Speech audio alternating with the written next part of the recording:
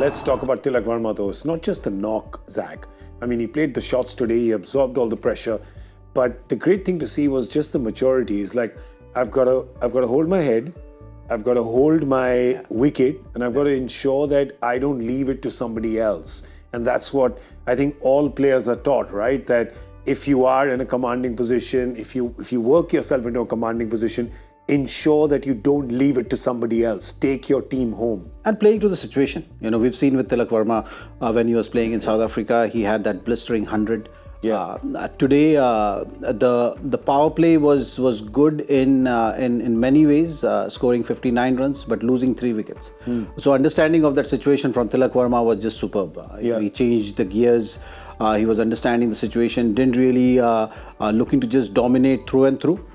He picked his phases in the game where he was looking to take on the bowlers.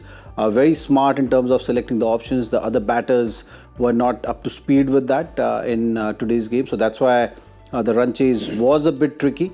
But Tilak Varma showed a lot of maturity to get the team home. Yeah, and what about, I think just him, his preferred area is actually behind the wicket, Michael. And there was a lot being fed to him to get his runs there.